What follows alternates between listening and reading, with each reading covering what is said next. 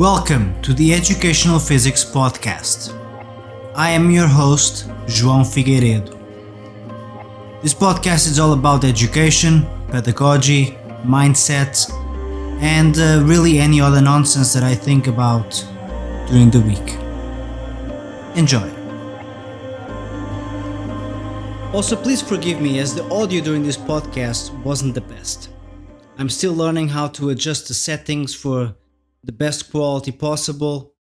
Hopefully the speech is still intelligible enough for you to take value from this podcast. Thank you.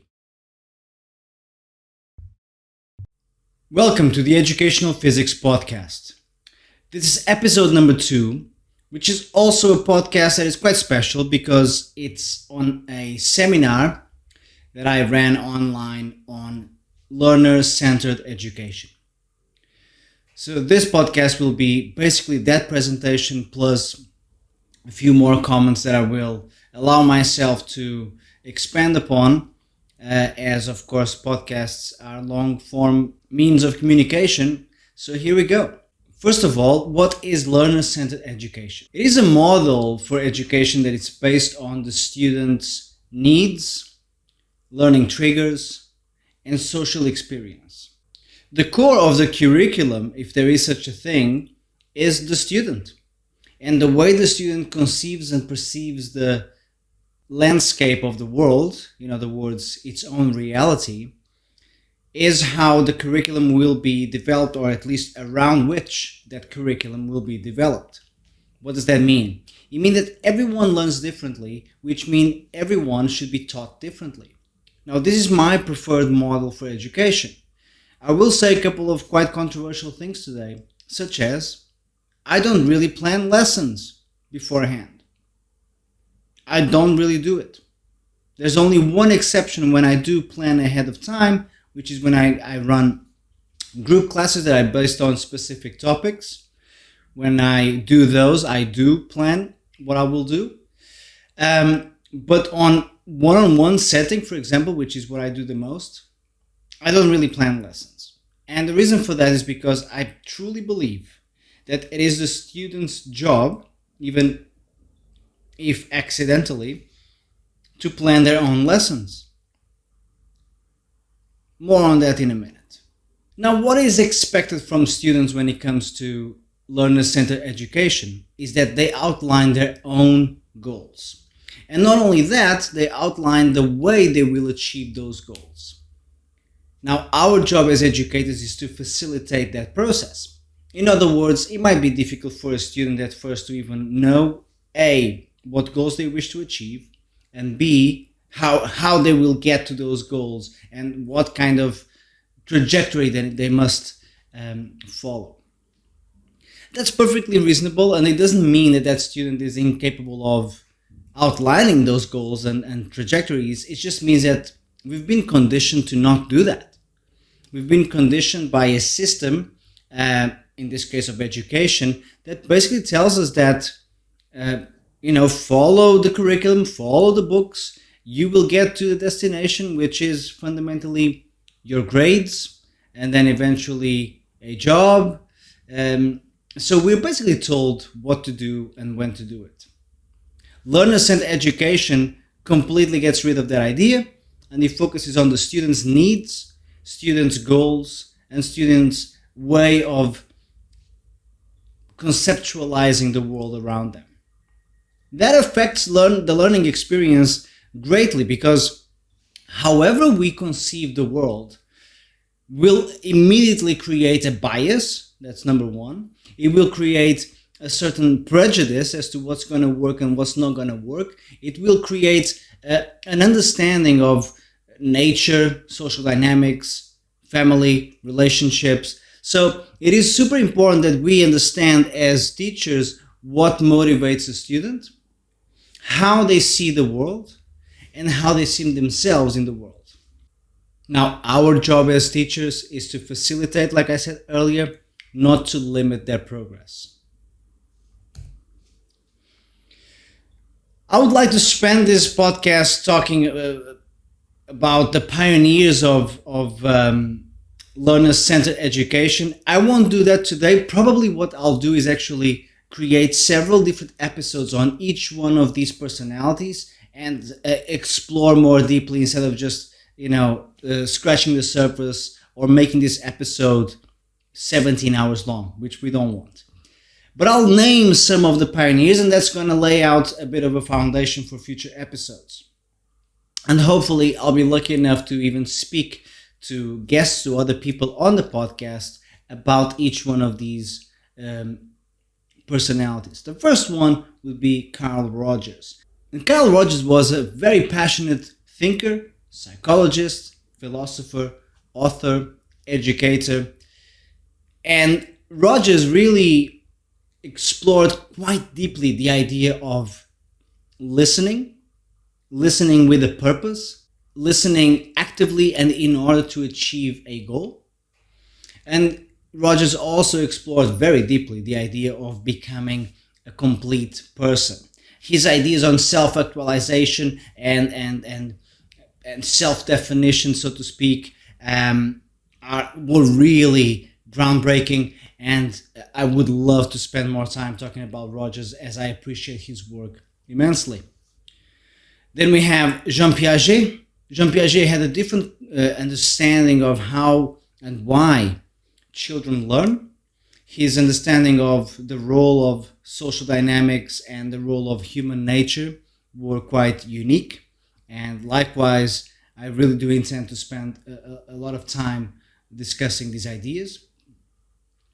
And then we've got Lev Vygotsky, or some people say Vygotsky. Lev Vygotsky is a very interesting thinker, in my opinion, because he really understood the role of social interaction in the way and the pace children learn. In other words, a very simple example that is quite telling, and I really this resonates to me, or with me, quite a bit, which is this idea: why do children learn to speak? Well, because they see adults speaking to each other. And children have this intrinsic need to be a part of the community, the whole. So they realize their brains basically tell them, look, we have to pick that up, that talking thing, because we're being left out, at least to an extent, because A, we don't understand what they're saying, and B, they don't understand what I'm trying to say. So according to Lev Vygotsky, the role of social demand in learning is quite substantial and not to be ignored. Then we have John Dewey, and we have other personalities such as Maria Montessori, and all these people really paved the way for us educators of the 21st century to understand really what are the real needs of children and why that is. But once we understand why and how children learn, it is important to establish a framework for the children. And by the way, I'm saying children a lot, but I actually apply these concepts to adults as well, because in my line of work, I teach all sorts of ages from 4 years old to 70 plus. The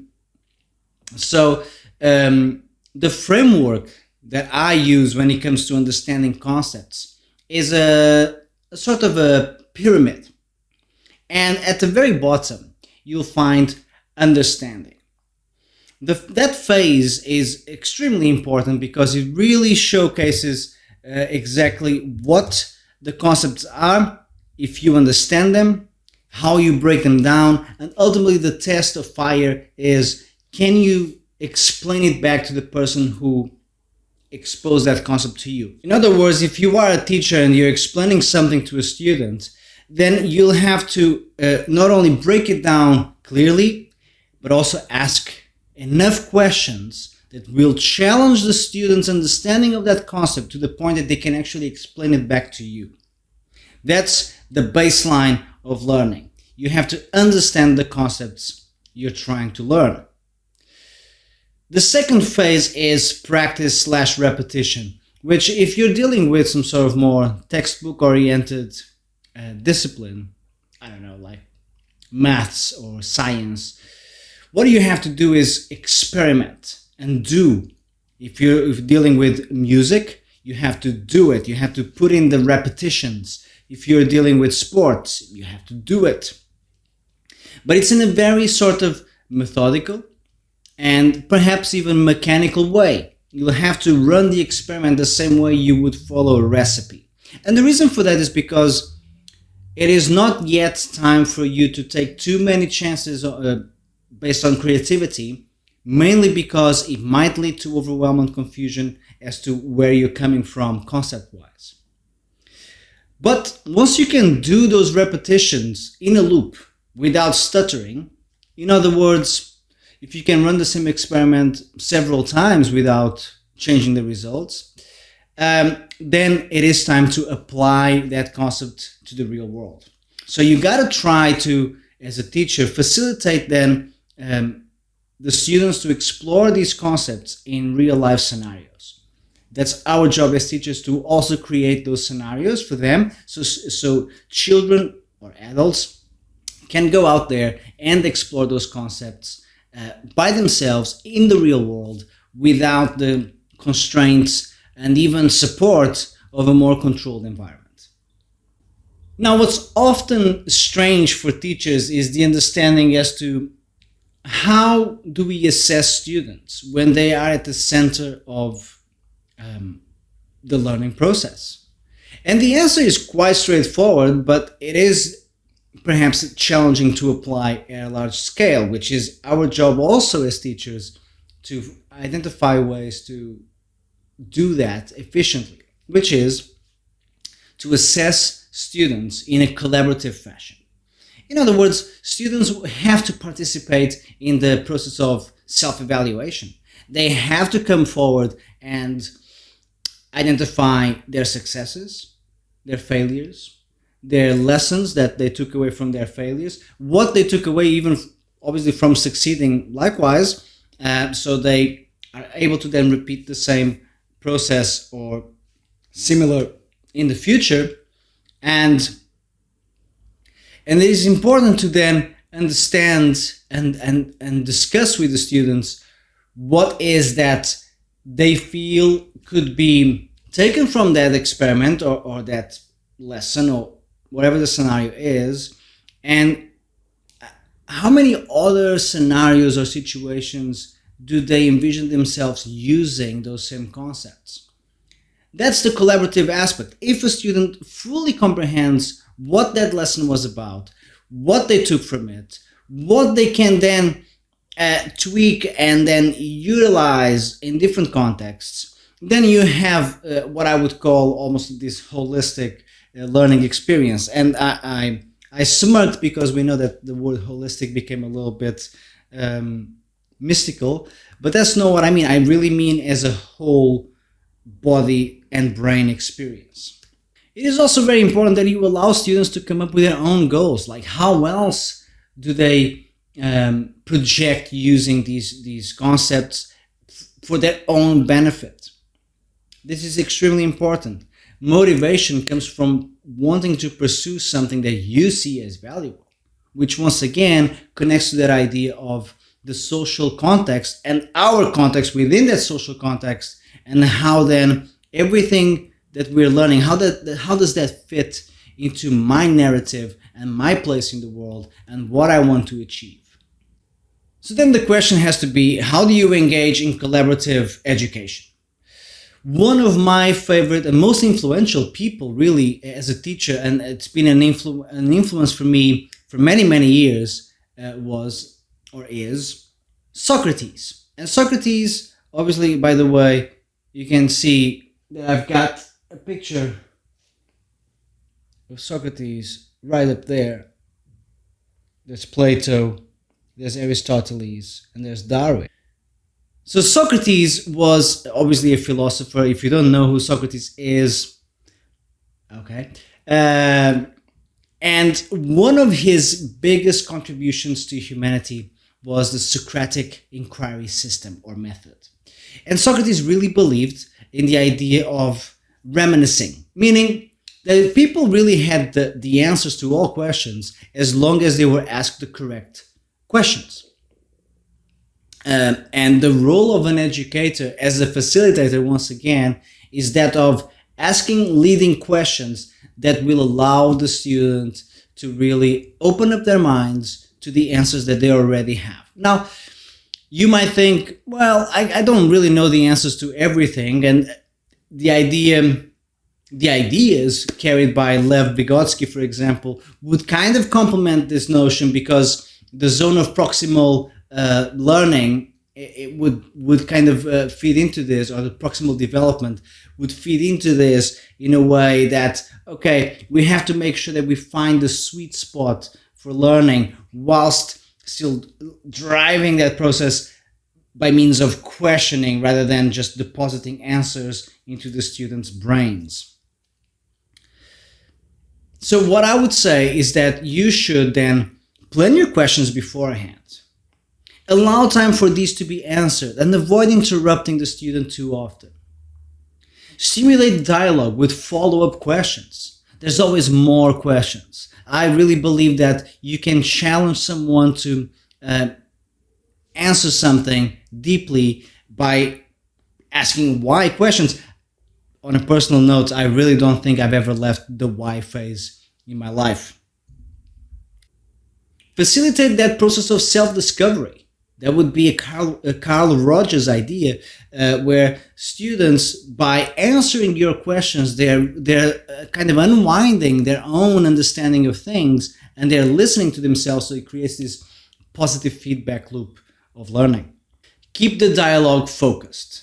In other words, try not to digress, and try to make to channel the students' attention back to the topic, so they don't digress themselves as well. Frequently summarize what's being said and allow the students to actually recap constantly what they are thinking about, because our thoughts can be erratic, they can be fast and rapid and a bit all over the place. So allow the students to every now and then recap, go back to where they came from, and try to stay as organized as possible during that dialogue. Ask open questions. Ask questions that will promote discussion. Don't ask black or white questions, in other words, right? Ask students about their thoughts on the subject you're trying to discuss. Ask students to discuss past experiences that they've had where they had to deal with something similar. Discuss ideas and concepts. And again, back to a Lev Vygotsky kind of idea, avoid asking questions that you know to be above the student's level of understanding. If needed be, just reword the questions and adapt the language to that student in front of you. Make sure that they can follow along, and make sure that they can respond and answer your questions using their own language. Now, during the process of learning, you can give students plenty of options, plenty of opportunity to explore their freedom. For example, and I do this quite a lot, both in my teaching and my parenting, I give my students the possibility, or the opportunity even, to choose between two different exercises. Now, the exercise, I am the one who's deciding as to what's going to be optional. So I'll give you an example. With my child, if I constantly ask him questions, and I ask him, for example, do you want carrots or broccoli with your dinner? Now, those two options, both of them, I already decided beforehand that they are both positive outcomes. So what I'm doing is empowering my kid with the power to choose between two positive outcomes. The question should never be, what do you want for dinner? Period. Question mark. Because what do you think is going to happen? More often than not, the answer will be, well, I want chocolate cake and pizza. And, why would we blame them, right? We would love to have that every day if we weren't extremely unhealthy. The thing is to give them options. With my students, for example, I ask them, do you want to start with a warm-up, or do you want to watch a video? So I give them two positive outcome options. And by the way, in my lessons, what usually happens is that they're just choosing the order. It's not even one or the other. Do you want to do a warm-up first and then a video, or video first and then a warm-up?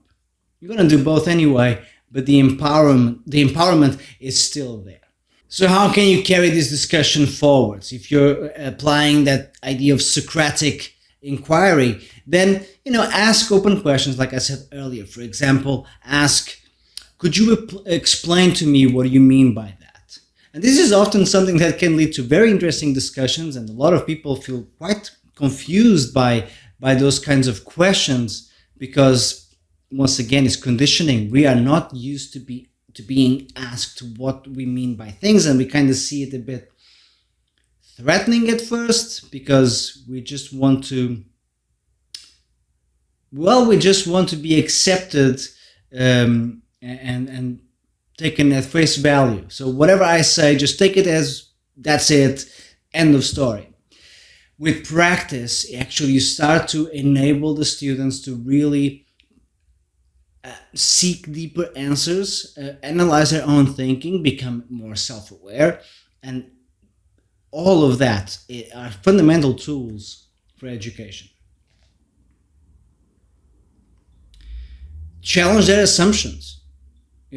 Just ask them, are you sure about that? And make sure you smile when you ask questions with that sort of language, because it's supposed to come across as a little sarcastic. And don't do that to really young children, by the way. If you're dealing with really young children, just ask them, where did that idea come from? Why do you think that is? Could there be another way of thinking about this? Do you think all your friends think about this the same way? Allow them to also understand that there could be different perspectives out there, and that their own is merely the result of their own bias. Ask for evidence as to why they're saying the things they're saying. Ask for past experiences or things they've seen, perhaps on YouTube, online, from their parents, their friends. Ask for evidence, though.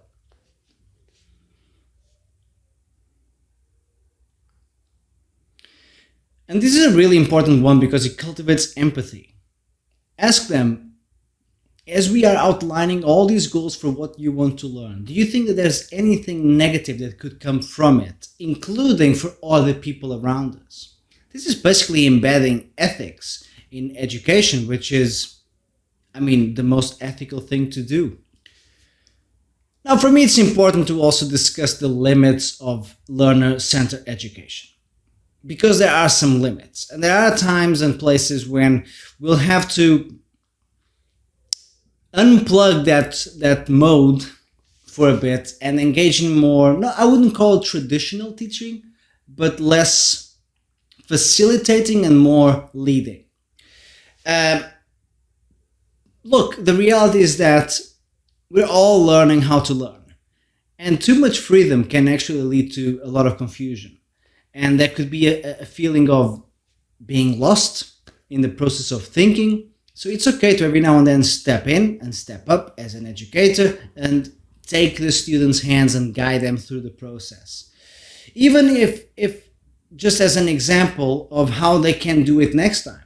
And that could also be that should also be a really important next step when you're guiding them in a more, with a bit more of a leadership sort of attitude.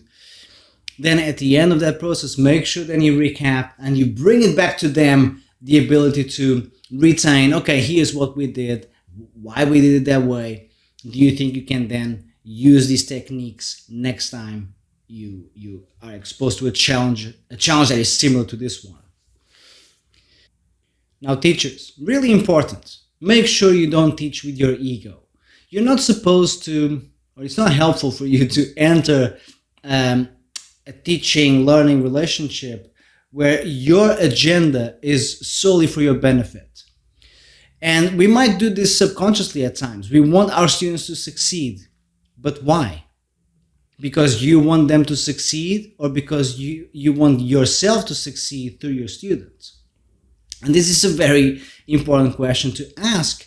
And often the limits of learner-centered education come from the fact that teachers don't know how to surrender their egos. So focus on that. Practice some self-awareness. And then make sure that that ego doesn't get in the way.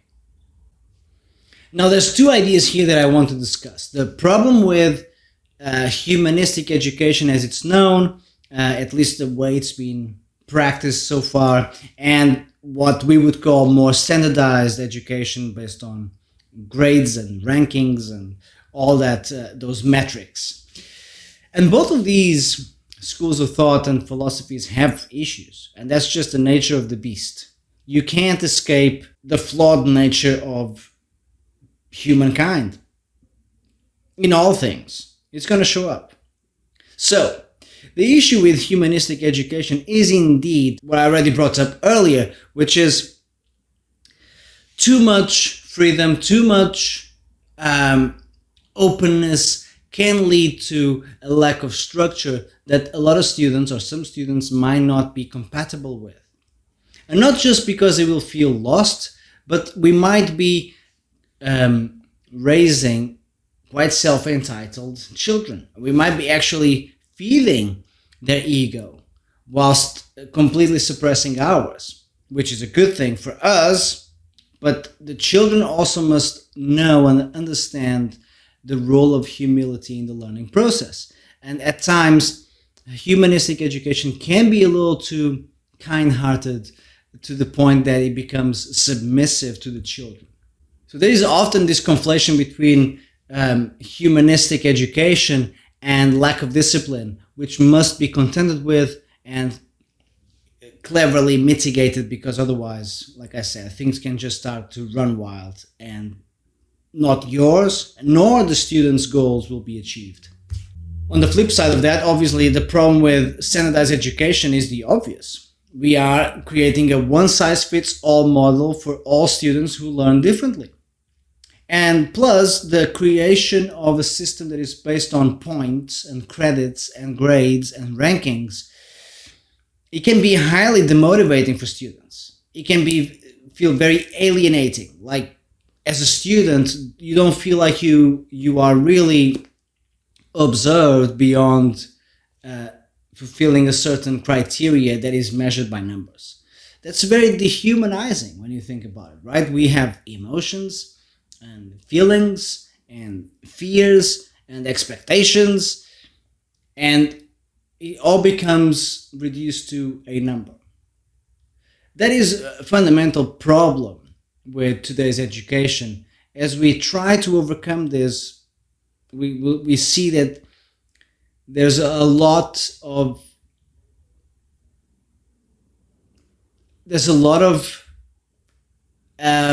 corruption in the system. Sometimes not even intended corruption, sometimes intended.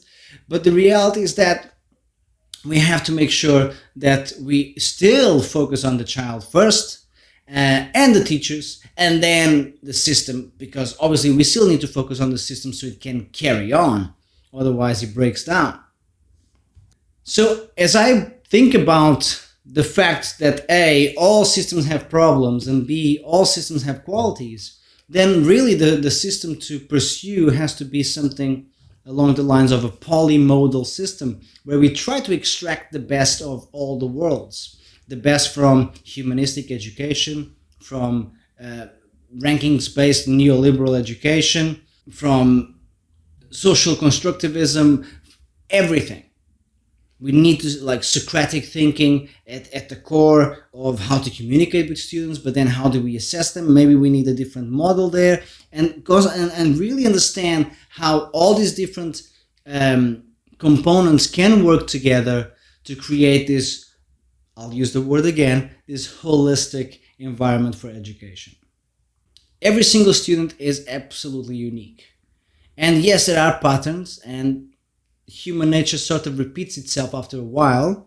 And the more experienced you are, the more attentive you are as well, and the more observant you are, the more you'll see that there are signs and there are certain, like I said, patterns that we can identify.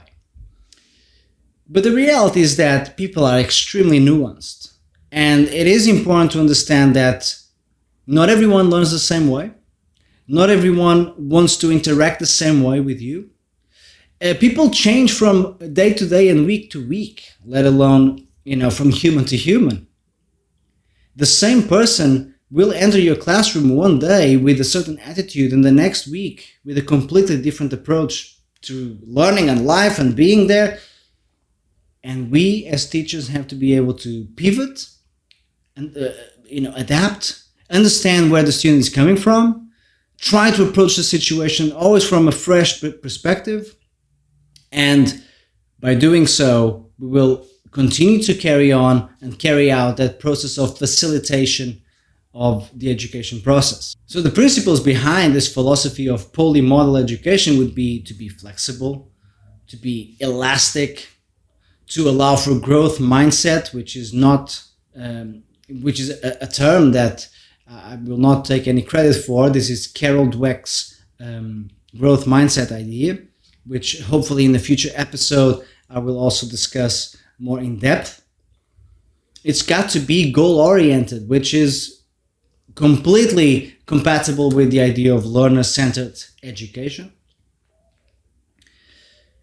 Our ability as educators to switch roles depending on the student. So we sometimes we might play the role of the inquisitor, sometimes we might play the role of just the facilitator and giving them space to think by themselves. We have to constantly be able to switch roles as needed. And honestly, this is one thing that I find extremely important. As an educator, we have to make sure that we have an understanding of psychology, pedagogy, philosophy, physiology. Everything matters when it comes to teaching. Teaching is such a broad and all-inclusive science, isn't it? Because we have to understand how the student thinks, which is psychology. We have to understand why the student thinks that way, which would be philosophy. We have to understand body language and signs of stress and anxiety, physiology. Pedagogy is to then understand how we can then communicate those ideas that we want to, teach and demonstrate. We have to know how to communicate them efficiently. All of these different components come together to create a great teacher, a master teacher. And that's our job as educators, to constantly pursue more knowledge within all these different fields. So finally, I just want to ask you all a question that I ask all my teachers that I hire, which is, if tomorrow were to be your last day on earth and you had time for one last lesson, what would you teach? What would be the focus of your lesson? What would you focus on? What would you try to discuss and debate and achieve? I urge you to think about this every day of your life, because hopefully your answer will change frequently enough to demonstrate that you are contending with a very philosophical idea. So think about this as I close today's episode. If tomorrow is your last day on earth and you have time for one more lesson, what will that be about? Thank you for listening. Thank you for watching. If you enjoyed this, please subscribe, like, comment, share, the whole thing. It's been a pleasure. Take care, everyone, and learn better.